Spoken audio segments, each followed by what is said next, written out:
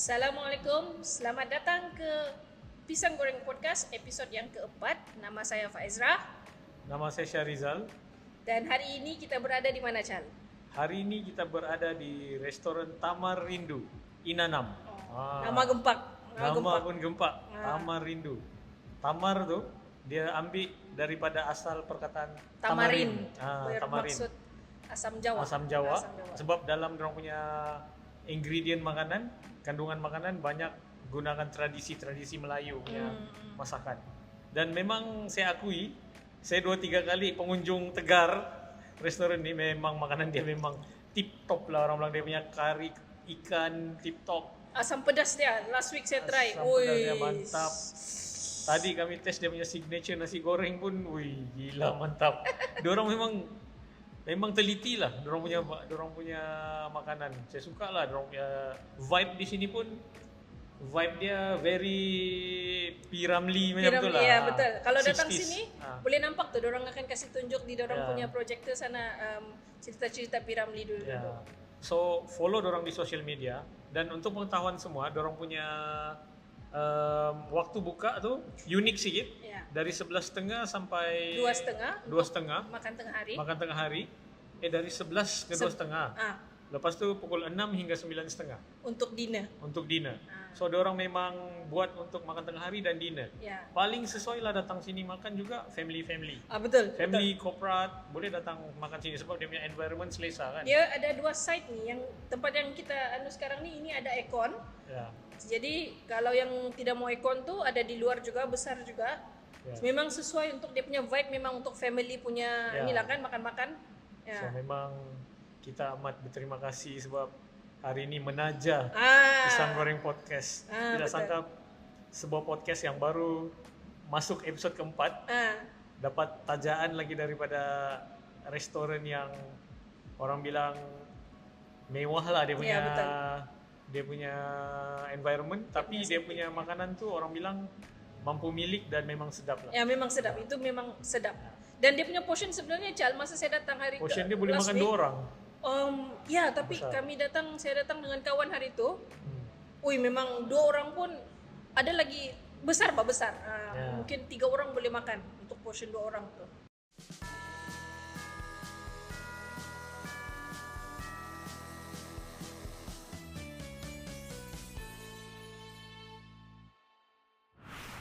So kita punya segmen pertama. Boleh. So segmen pertama kita hari ini panas jugalah, tapi dia actually benda ni sudah berlalu sejak beberapa hari lepas. Betul. Tapi walau macam mana, kita kena ulas juga benda ni sebab ini melibatkan isu Sabah dan Sarawak. Baru-baru ni Pak Ezra, Proton melancarkan dia punya new kereta EV. Dia punya kereta EV yang baru. Cantik jugalah kereta EV dia yang baru. Dia asal daripada Geely, lepas tu dia convert jadi Proton lah. Tapi bukan itu yang kita mau bahas. Dalam presentation dia tu, bila ada nampak peta Sarawak jadi Sabah, Sabah jadi Sarawak. Betul. Jadi itu yang orang troll. Kami sekarang berada di Kundasang, Sarawak. Ada orang yang cakap kami sekarang berada di Miri, Sabah. So macam mana sebuah organisasi sebesar Proton, a multinational company, boleh buat satu kesilapan yang amatur lah saya rasa. And dia amat orang bilang mengguris hati orang-orang Borneo. Betul. East Malaysia. Sebab nampak macam kesilapan yang simple, tapi sebenarnya benda tu pada orang Sabah dan Sarawak lah, saya pun macam terasa juga kenapa benda ni kita belajar daripada kecil peta Malaysia bah. Kalau macam saya boleh tahu peta Semenanjung, takkanlah peta Sabah dan Sarawak tu kamu tidak boleh tahu bah, kan? Betul.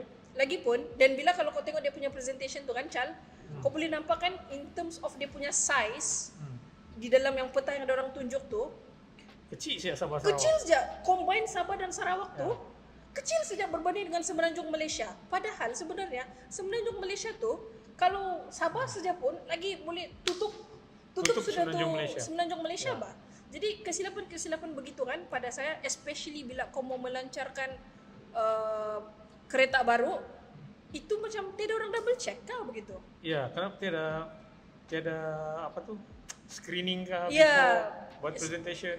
So it's a very amatur, kesalahan amatur untuk sebuah syarikat yang profesional lah. Ya. And Cuma diorang memang diorang punya PR ni ada bagus juga sebab straight away bila orang sedar itu, bila orang tegur di social media, diorang less than 24 hours terus keluarkan apa ni statement minta maaf tu yalah memanglah kita terimalah. Cuma pada saya kan Chal, kesilapan begini sepatutnya sebagai rakyat Malaysia adalah satu kesilapan yang tidak patut.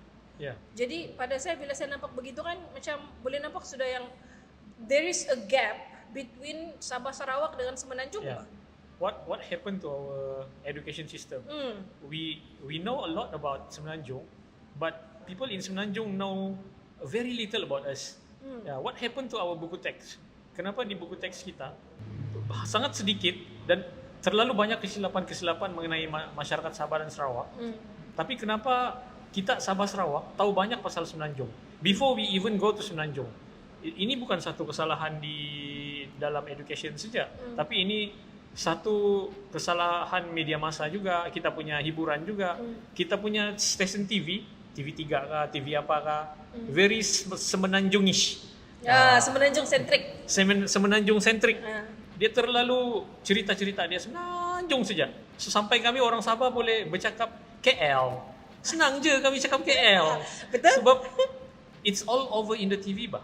But why can't you guys, people in entertainment business, start to empower Borneo punya entertainment? Betul atau tidak? Betul. Saya tertarik kau sebut pasal hiburan entertainment ni sebab last week betul kan yang Sinakagon kata filem Sinakagon yang memang dibuat di Sabah menggunakan I think lebih 90% bahasa dusun. Di sekarang ni ditayangkan di program screening sekarang di Sabah dan saya tidak pasti Sarawak. Tapi di Semenanjung ada.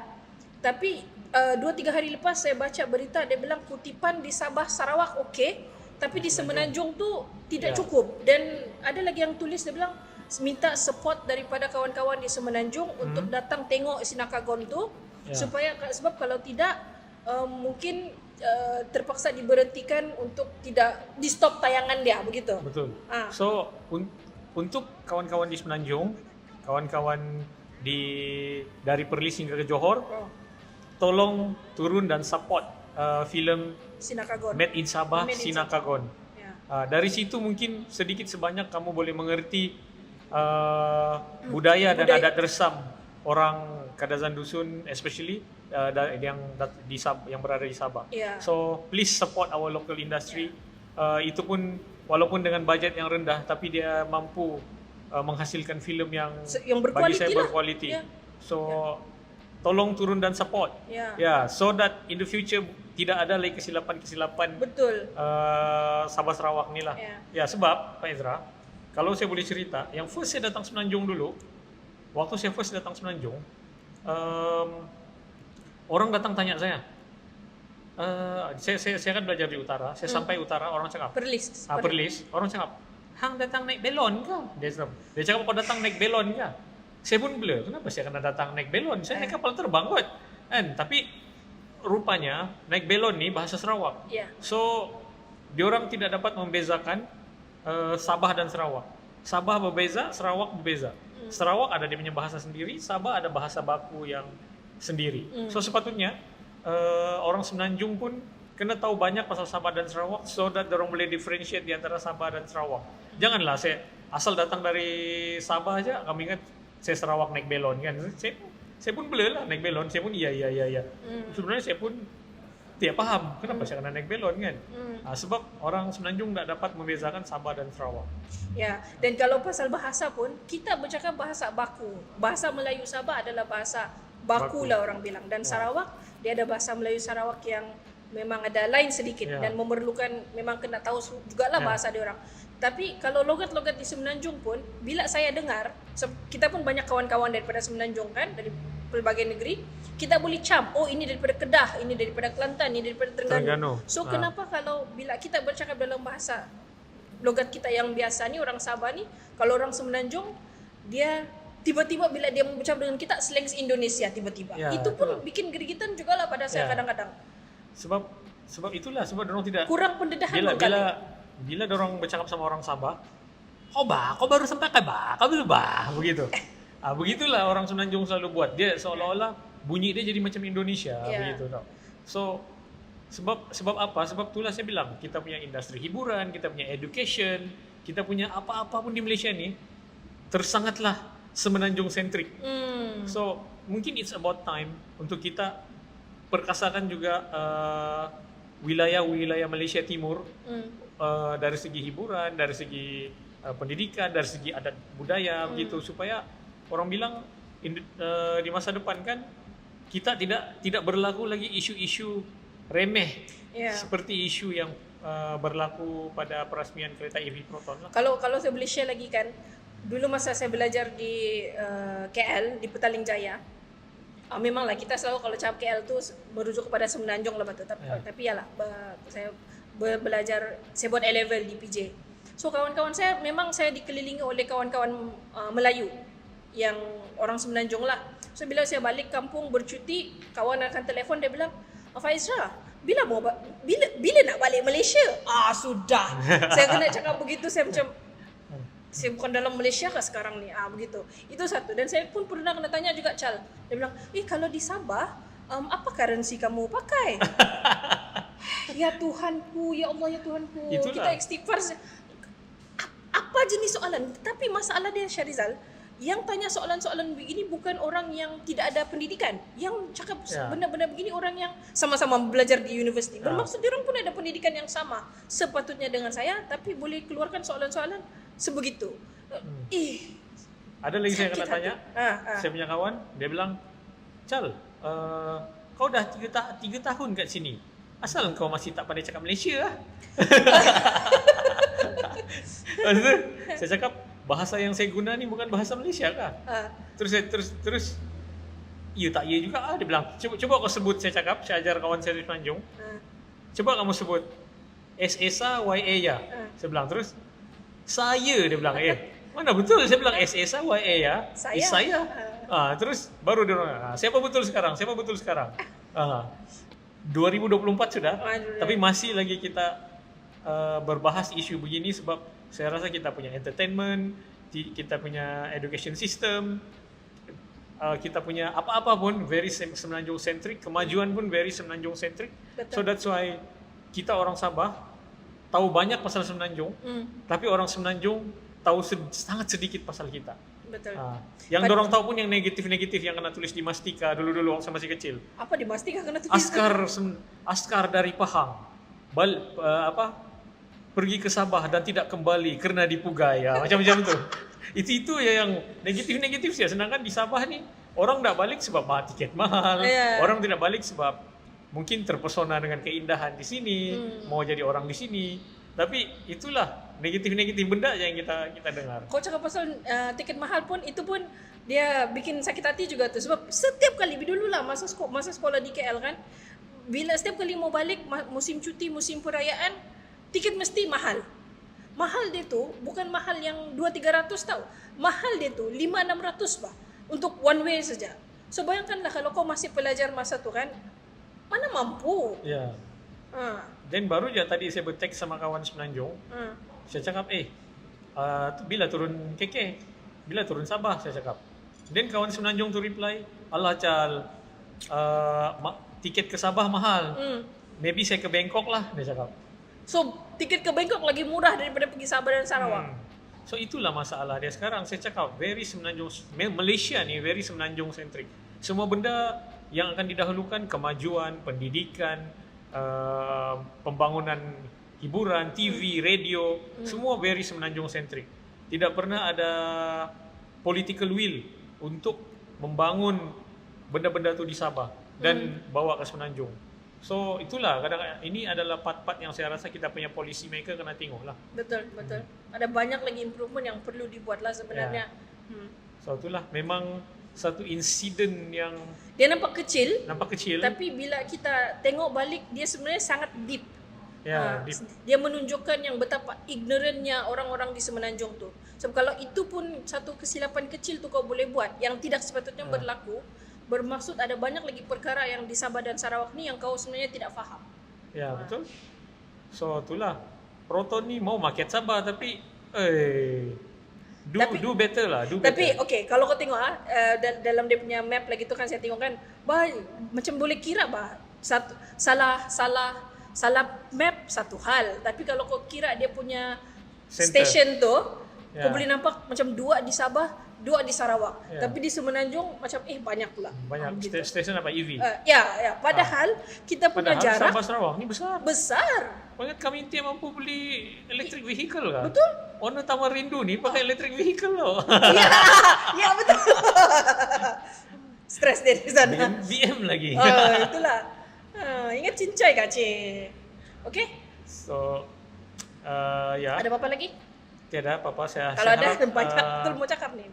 Jelas. Ada lagi mau cakap? Tidak, okey sudah. So, saya harap itu saja. Harap-harap in the future kesalahan seperti ini tidak berulang lagi. Betul. Dan saya harap di masa depan para penggiat seni, para aktivis, para siapapun di Semenanjung kan, kalau kamu buat suatu perkara perlu lebih peka lah. Perlu lebih peka dan kalau boleh tengoklah Malaysia, bukan tengok very Semenanjung centric. Tengoklah Sabah dan Sarawak juga. Okay, dan last but not least, orang bilang tolong support filem Sabahan, Sina Kakon. Oh betul. Please support dorang sebab dengan support kamu jelah untuk supaya kamu lebih memahami Sabah punya adat pribumi di Sabah, dan at the same time dengan itu saja kita punya filem di Malaysia lebih subur lah. Betul. Industri kita. Siapa lagi kalau bukan kita yang mensupport kan? Betul. Okay. Kita kembali selepas ni. Ya. Selamat kembali ke Pisang Goreng Podcast. Ini ke episod yang keempat dan kita bersiaran dari Taman Rindu. Taman Rindu, restoran di Inanam yang memang dia punya makanan Melayu. Ya, makanan Melayu. Dia punya vibe pun vibe Melayu. Dia very 60s. Very 60s. Kalau kamu datang, kamu boleh di belakang ada screen, dia akan siarkan filem-filem P. Ramlee. Macam itulah. So it's very nostalgic lah. Zaman kita membesar kan kita banyak tengok-tengok filem Allahyarham Tan Sri P. Ramlee. So di sini kita dapat, orang bilang nampaklah all the vibe, mengenangkan kisah-kisah masa kecil. Tengok filem P. Ramlee. Dan dia punya makanan pun memang sedap. Saya suka dia punya asam pedas. Nanti kita punya production team ada buat video sikit pasal makanan-makanan dia. Okay. So memang makanan dia memang mantap lah. Saya memang suka. Dia ada makanan Melayu yang ada flavor Sabah lah, begitu. Ada flavor yang sesuai dengan lidah orang Sabah lah. Kalau kamu datang sini bawa family, sebab dia punya vibe ni memang family punyalah. Ada 2 section. Yang ini section yang berekon, di luar tu section yang tidak berekon. Paling sesuai bawa family. Order dia punya asam pedas memang. Dia punya kari ikan. Kari ikan. Dia punya peria masak telur masin. Itu pun sedap. Dia punya kangkung belacan dia, saya try tu hari tu lah. Kangkung belacan. Dia punya belacan memang. So itulah. Jangan segan, jangan orang bilang malu-malu kalau kamu berada di sekitar Inanam, boleh datang. Dan kalau kamu datang daripada luar daerah pun boleh berkunjung. Mereka punya waktu buka 11 hingga 2.30 untuk makan tengah hari. Lepas tu pukul 6 hingga 9.30 untuk makan malam. Betul. So diorang punya timing buka pun very unique. Betul. So isu yang kedua yang kita mau kupas hari ini. Ini dia memang sangat panas. Deep, sangat panas. Mungkin Chan? Hari ini kita ingin bahas isu mengenai protes daripada seorang mahasiswa mengenai isu air. Last week protes itu berlangsung di depan PPNS, Bangunan Pentadbiran Kerajaan Negeri Sabah. Dan beberapa insiden berlaku. Dan saya ingin menzahirkan saya punya solidarity bersama mahasiswa. Saya rasa tidak salah sebenarnya mahasiswa ingin bersuara. Sebab orang cakap ada saluran itu, saluran ini, tapi sudah berapa lama? Betul atau tidak Pak Ezra? Coba kau ceritakan sedikit berapa lama sudah ini, sebab saya dengar dari macam tahun lalu lagi PMX announce ada budget untuk air ni, lepas tu Menteri Pengajian Tinggi Datuk Zamri datang turun Bagi lagi 2 juta. bagi lagi 2 juta, and then sembang juta-juta, lepas tu sembang dari berbulan-bulan lepas, satu tahun dah kot, tapi mana air dia? Ya, so macam Syarizal cakap tadi, tahun lepas PMX ada turun dan dia bagi peruntukan khas 3 juta untuk selesaikan masalah air di UMS. Tidak lama lepas tu Menteri Pengajian Tinggi pun turun juga bagi lagi 2 juta dan total 5 juta untuk buat tube well di UMS lah. Berbulan-bulan diorang bilang janji sepatutnya awal tahun ni siap, kemudian bulan 5 ni siap, tapi masih juga tidak siap-siap dan masalah air ni memang berlarutan lah.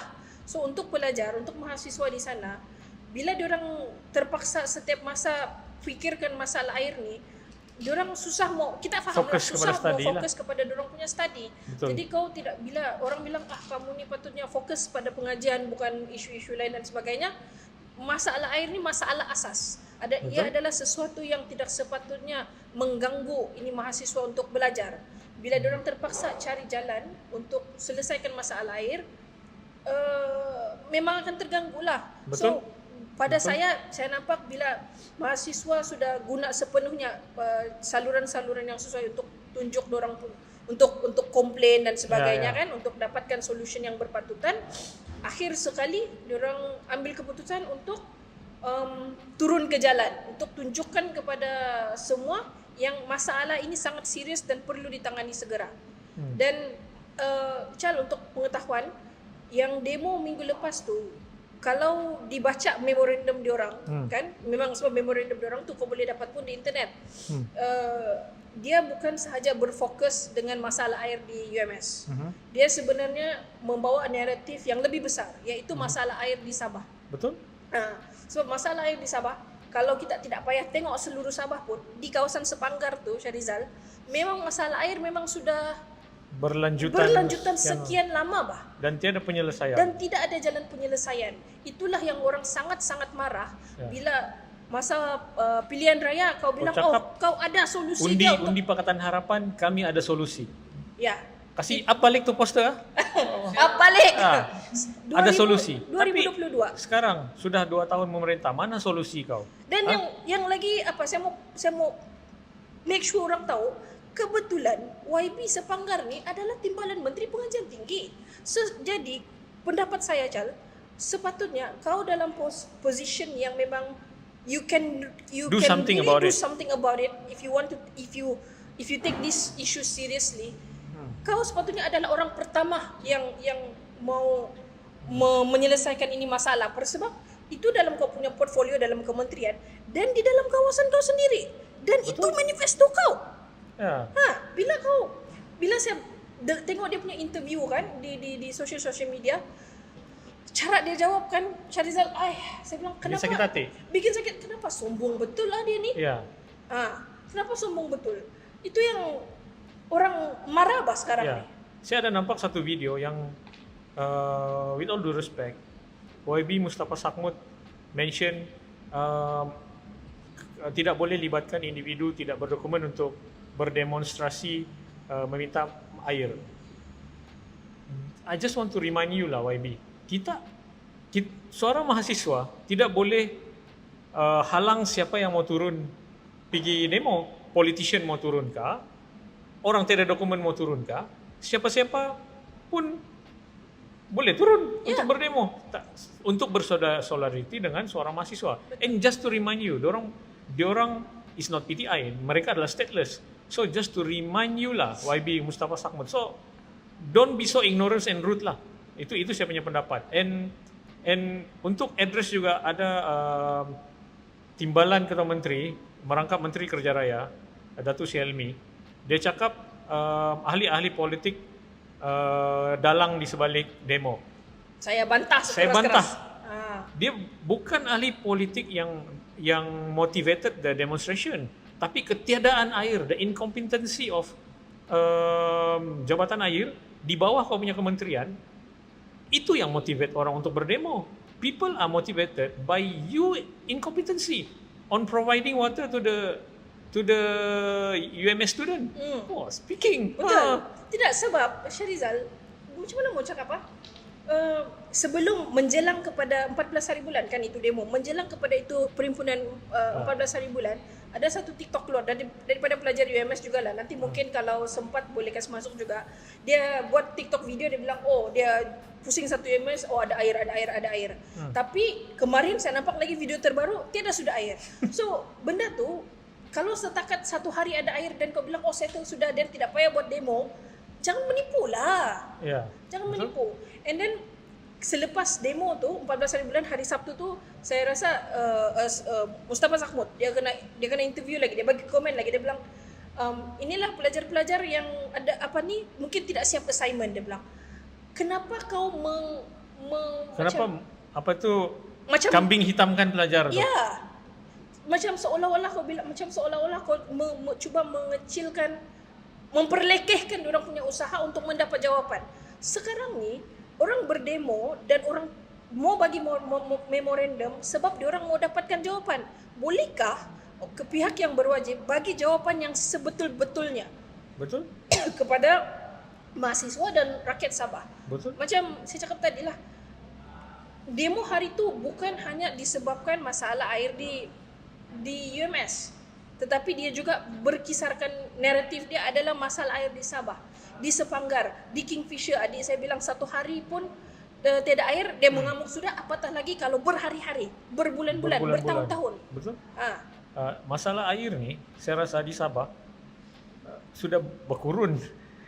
Asal hujan saja di tempat saya di Ranau, asal hujan saja air jadi coklat. Asal hujan saja terus hilang air. Saya rasa malu juga sebab baru-baru kita ada held satu event lah di Ranau. Lepas tu orang yang datang kan terpaksa kita suruh pergi cuci tangan di tangki yang tampung air hujan. Lepas tu bila orang cuci tangan, orang cakap, Rizal lah, memang sini selalu Ranau tak ada air kah? Saya cakap, ya kalau hujan saja bos, air tiada, saya bilang. Asal hujan saja air tiada, saya cakap. So ini antara satu masalah di Ranau lah, saya cakap. So masalah air ni bukan masalah Sepanggar sahaja, dia masalah di seluruh Sabah tau. Macam mana actually kita punya piping system? Itulah sebabnya kenapa mahasiswa canting, air tu sepatutnya di rumah-rumah orang, bukan air tu di almari pengarah air yang lepas tu. So it's a shame lah kalau kita tengok. Sebelum ni saya pernah cakap pasal benda ni di Twitter. Diorang siap ada calculation bah. Berapa 0.7% untuk juruterada daerah, berapa persen untuk ni, berapa persen untuk tu. Tapi diorang boleh bahagi-bagikan keuntungan daripada peruntukan. Tapi at the end orang rakyat tiada air. Betul. Dan kalau kau nampak lagi kan daripada social media, apa yang berlaku hari Jumaat tu, timbalan Ketua Menteri ada di situ sebenarnya. Timbalan Ketua Menteri dengan Pembantu Menteri Belia dan Sukan YB Fairuz kah nama dia. Diorang ada di sana untuk menunggu itu saya dah nampak tu video mahasiswa. Macam dia bawa bergaduh mahasiswa. Tidak, okey. Saya admit lah, saya pun ada di sana. Bukan sebagai ahli politik, tetapi sebagai rakyat Sabah yang prihatin. Prihatin. Dan memang saya cakap sekarang kita tidak ada apa-apa, tidak berkaitan pun dengan sekretariat kami mahu air itu. Kita memang hadir di sana sebagai rakyat Sabah. Kita tidak campur tangan pun langsung. Dan saya tolak sekeras-kerasnya bila Syahilmi bilang this is politically motivated. Tidak sama sekali. Ini semua diuruskan 100% oleh suara mahasiswa. So, saya di sana. Bila perarakan itu sudah sampai, dan biasalah bila kau berdemo ni, kau memang ada ucapan-ucapan daripada wakil-wakil community, daripada suara mahasiswa, daripada wakil-wakil community yang terkesan. Dan bila diorang tengah berucap tu, ucapan belum selesai, tiba-tiba datang Syahilmi dan Fairuz. Fairuz kan nama dia. Fairuz datang sana dan mau bergaduh sudah. Bila diorang apa tu? Tidak chill lah diorang ni. Tidak chill. YB chill lah. Dengan mahasiswa pun mau buat bergaduh. What a shame. Ya, itulah. Ya. Yang dia sepatutnya sebagai orang yang ada position dan orang yang lebih senior, fahamlah orang tengah mau menyuarakan rasa diorang, rasa diorang tidak puas hati. Bagilah masa untuk diorang berucap. Bila sudah diorang habis berucap, YB mungkin boleh masuk dan okey, ini saya punya jawapan bla bla bla dan sebagainya, dan bagaimana kita boleh berunding untuk selesaikan perkara ini. Untuk kalau kamu mau serah memorandum kepada saya dan sebagainya, bagaimana kita boleh lakukan itu secara aman dan tidak ada apa-apa yang berlaku yang tidak diingini. Tapi baru orang tengah berucap, orang tu tengah berkobar-kobar, kau pun mau juga memanas masuk di dalam. Tidak bolehlah begitu. Okey. Saya tidak berada di situasi, tapi saya harus bagi hormat saya kepada rakan-rakan yang berada di lapangan. Saya bangga saya punya co-host saudari Faizrah hadir di demonstrasi air. Demonstrasi kami mahu air. Saya hari itu actually ada niat mau pergi, tapi ada urusan yang lebih penting di Ranau, so saya kena balik Ranau. Tapi cuma bila saya dengar insiden tu rasa sakit hati jugalah. Dan kalau kau nampak ada usaha daripada pihak kerajaan untuk divert the isu air kepada isu orang tanpa dokumen lagi. Okey, sekejap. Yang itu kau boleh komen sekejap lagi. Tapi saya ada sedikit teguran untuk suara mahasiswa sebenarnya. Sebab ini sebagai orang luar lah dan sebagai rakyat yang prihatin. Biasanya bila demo dilakukan, protes secara aman dan sebagainya ni kan Chal, dan kita mau serah memorandum kepada pihak yang berwajib, in this case diorang bilang kami mau serah kepada ketua menteri sendiri. Okey. Bila diorang sampai di sana, bukan ketua menteri yang menunggu tetapi timbalan ketua menteri dan YB pembantu menteri. Okey. Teguran saya adalah keengganan suara mahasiswa untuk berunding sebenarnya. Sebab pada saya, biasanya lah bila orang buat demo dan mau hantar memorandum sebagainya, kalau di parlimen ke di KL kan, biasanya diorang akan hantar pegawai saja ambil. The fact that ketua menteri hantar timbalan ketua menteri dan menteri JKR, bermakna dia appreciate kamu lah. Bermakna dia ambil, sebenarnya ambil ini isu, dia admit, dia akun ini isu adalah isu yang berat. Jadi dia hantar orang yang paling senior dalam dia punya government untuk terima itu memorandum daripada rakyat. Okey. Jadi fair. Suara mahasiswa kena juga berlapang dada dan willing to berunding. Dan kalau sebab ketua menteri tidak ada di sana pada hari itu, saya percaya kalau ketua menteri ada di pejabat dia pada hari itu, dia mesti akan turun juga. Saya tidak percaya ketua menteri adalah orang yang akan kasih biar saja suara mahasiswa di sana kalau ada orang kalau dia ada di apa. So point kau adalah sabar, saya mau cakap. Tidak. Jadi apa yang saya mau cakap adalah dia kena ada give and take. Kalau tadi saya cakap Syah Helmi kena beri peluang kepada mahasiswa untuk bersuara ketidakpuashatian diorang. Suara mahasiswa juga kena berlapang dada dan kena terima yang negotiate. Orang senior di dalam kabinet tunggu diorang untuk terima itu memorandum. So berunding. Saya tidak nampak ada keperluan untuk diorang bermalam dan memaksa ketua menteri untuk turun berjumpa dengan diorang, walhal dia tidak ada di sini. Mungkin dia tidak ada di sekitar KK dan ataupun ada sudah prior engagement dan sebagainya. Benda ni kita kena itulah untuk mencapai satu-satu goal kau kena ada itulah kena ada dia ada seni dia tu negotiation skill tu kena ada. Tidak boleh berkeras-kerasnya. Jadi bila diorang bermalam sepanjang malam di PPNS and then paginya diorang buat sidang media dan cakap kami mengambil keputusan untuk tidak menyerahkan memorandum ini, saya rasa benda tu dia jadi anti climax.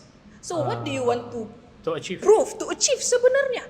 Sebab goal kita adalah untuk menyampaikan kita punya masalah kepada ketua menteri untuk diambil tindakan yang selanjutnya. Dan ni kan, kalau kita ada cadangan-cadangan yang bagus di dalam memorandum, mungkin itu boleh dibincangkan.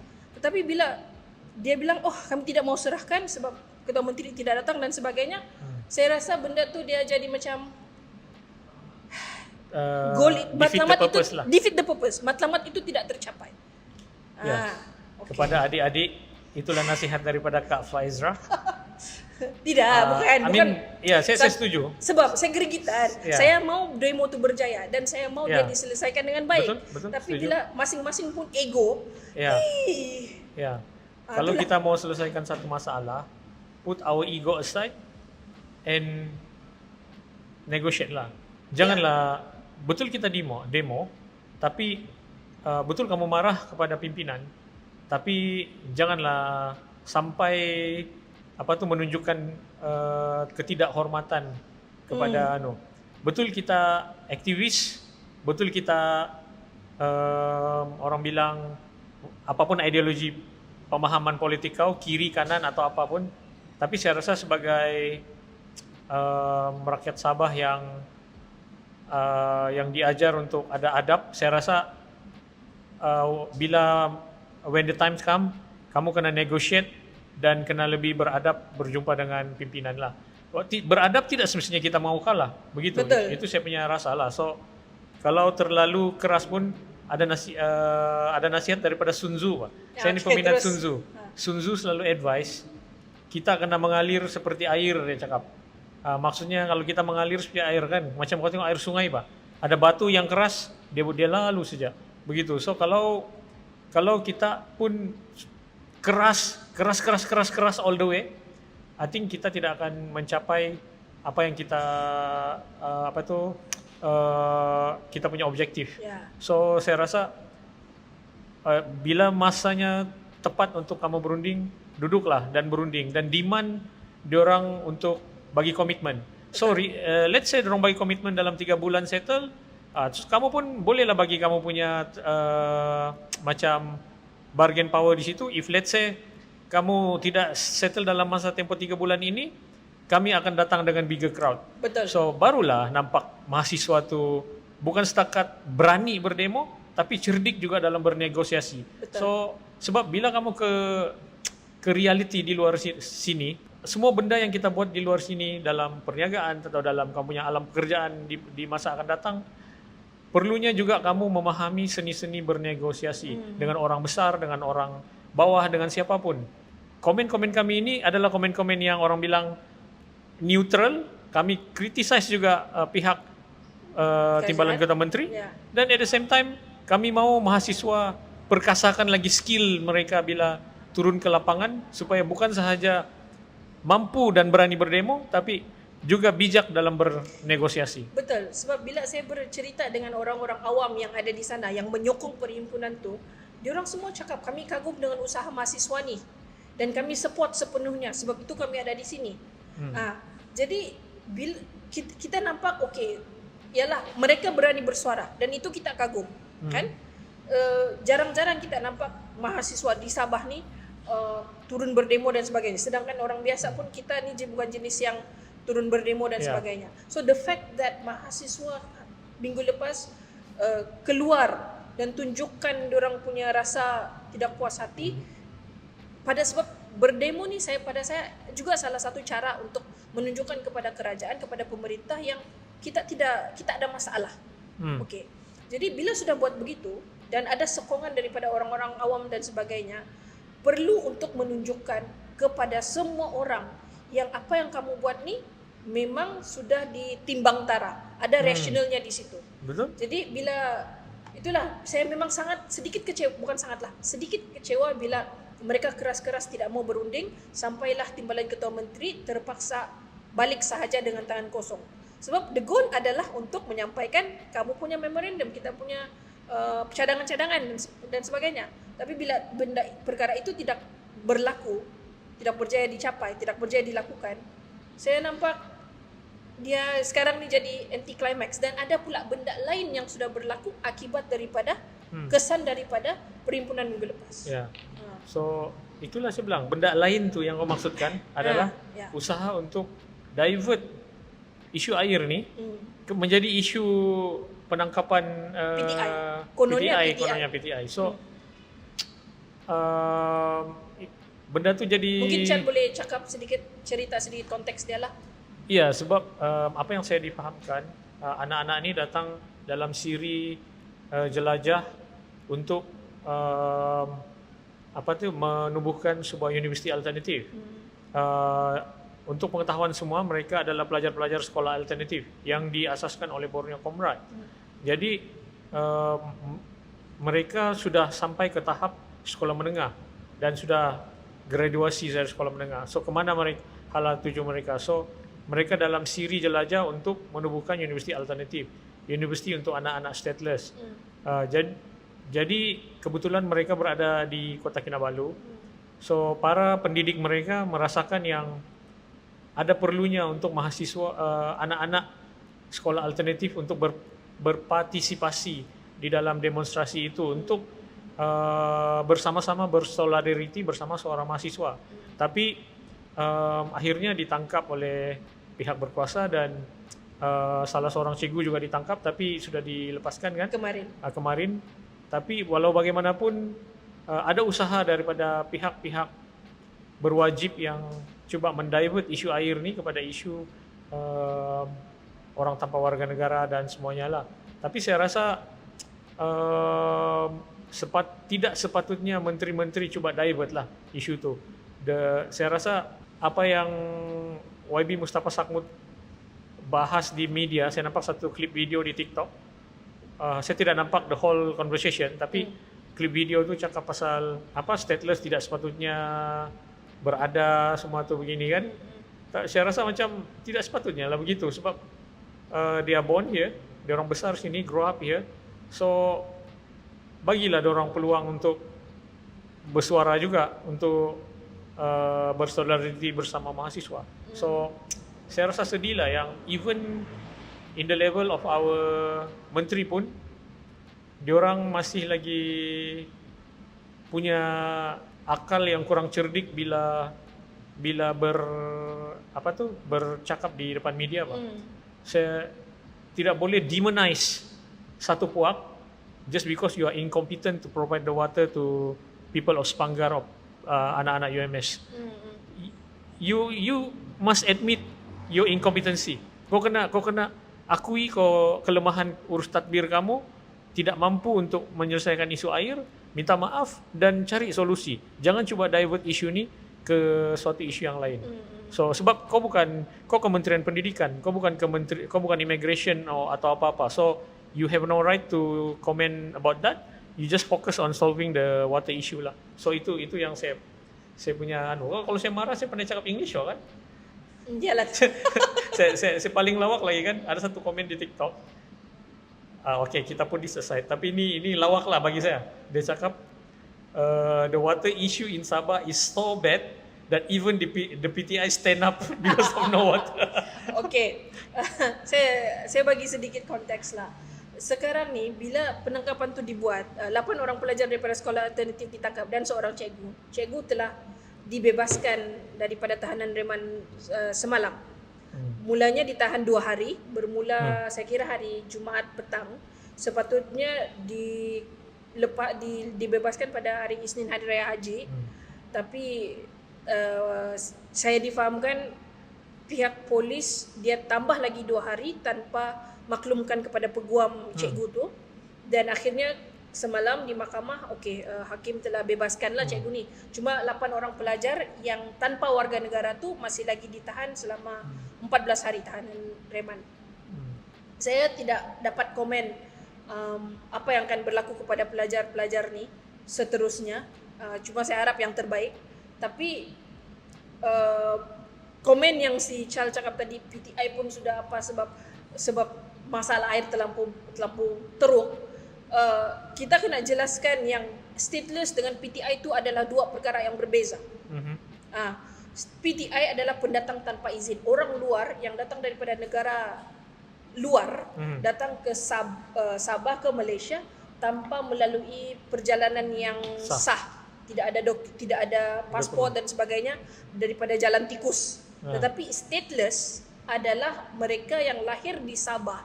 Keluarga mereka dan rakan-rakan diorang semua orang Sabah, dan diorang tidak ada negara yang lain yang diorang kenal selain daripada Sabah dan Malaysia. Saya share satu saya punya pengalaman pribadi.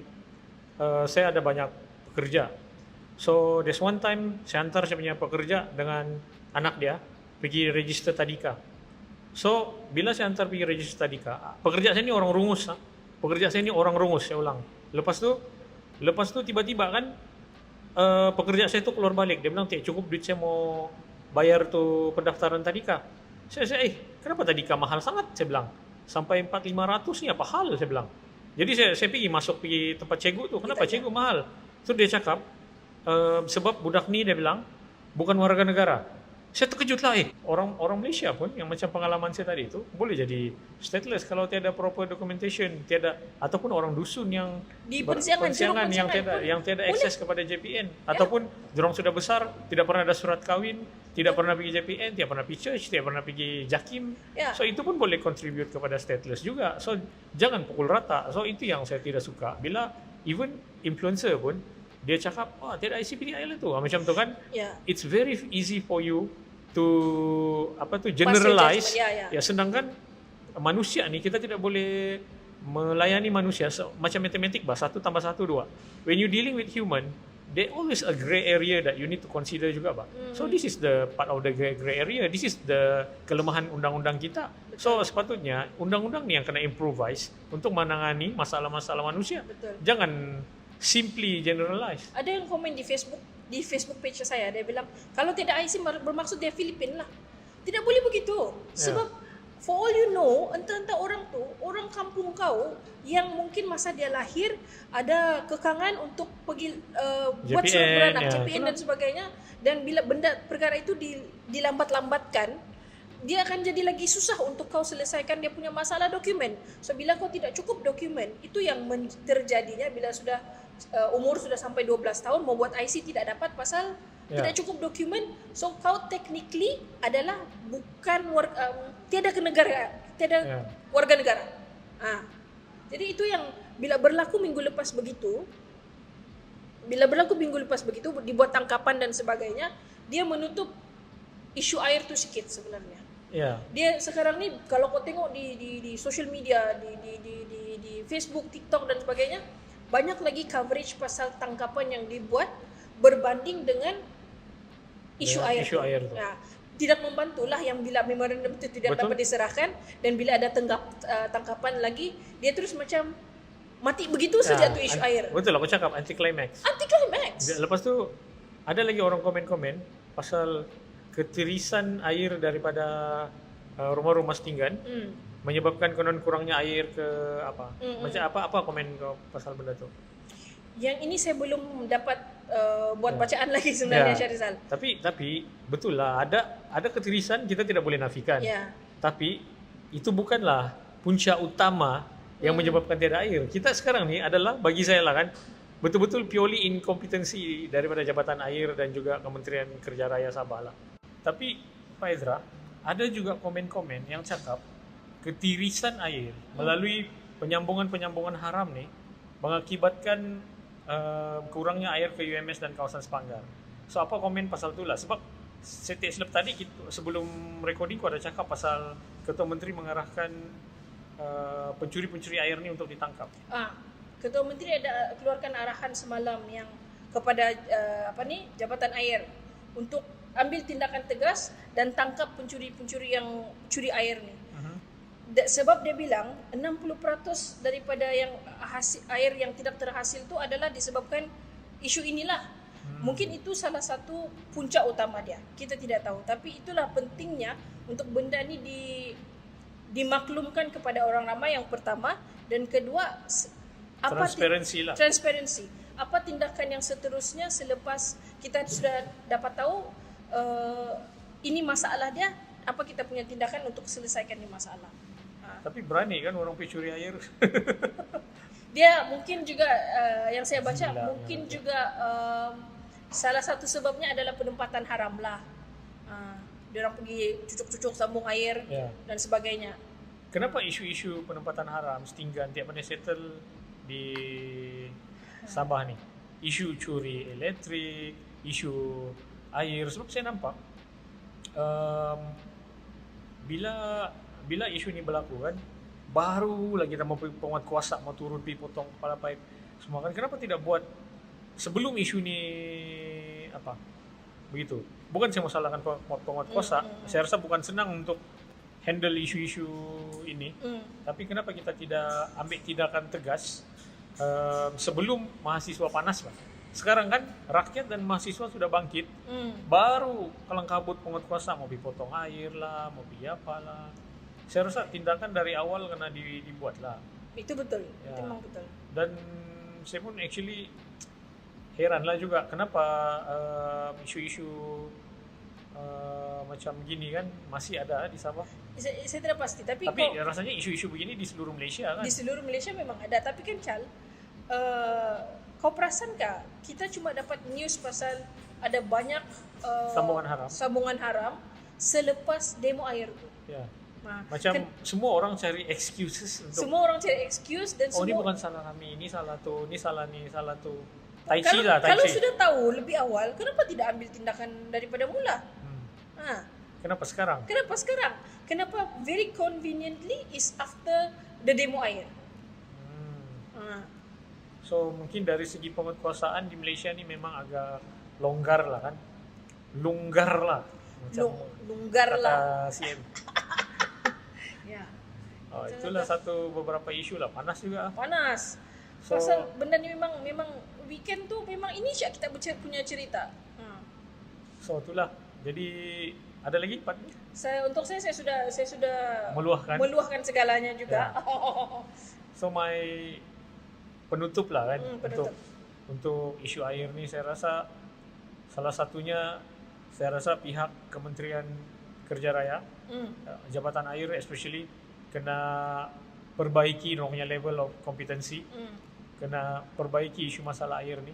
Mungkin boleh ambil cadangan saya untuk tukar udara laut menjadi air menerusi proses kondensasi. Mungkin kena ambil jalan-jalan radikal. Saya rasa penyelesaian yang konvensional tidak boleh sudah kita harap. And then mungkin penguat kuasa kena tengok penyambungan haram, dan rasanya untuk para ahli politik juga jangan dimenai satu part sebagai excuse kau untuk lari daripada kau punya inkompetensi. Lepas tu kepada pimpinan tertinggi juga, kalau boleh mahasiswa ni jangan dilayan seperti gangster. Mahasiswa ni cerdik, pandai, kita punya orang bilang masa depan. Kita punya masa depan, ya. Pemimpin masa depan. Masa depan. So, dan isu air yang dorong bawa ni adalah isu aspirasi rakyat Sabah secara keseluruhan, bah. Mungkin titik mula dia di Sepanggar, tapi actually masalah air ni menyeluruh di seluruh negeri Sabah. Jadi saya rasa jangan diperlakukan mahasiswa sedemikian rupa, jangan dibawa bergaduh. Dan yang terakhir sekali, saya bersolidariti dengan seorang mahasiswa, tapi at the same time ingin menasihatkan kepada adik-adik, selain daripada courage, kamu kena ada juga seni bernegosiasi. Ya.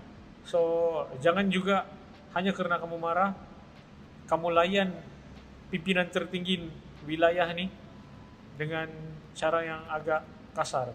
Orang bilang Usman Awang memang ada cakap, kalau ingin melihat bangsa itu besar, bangsa itu kena kurang ajar.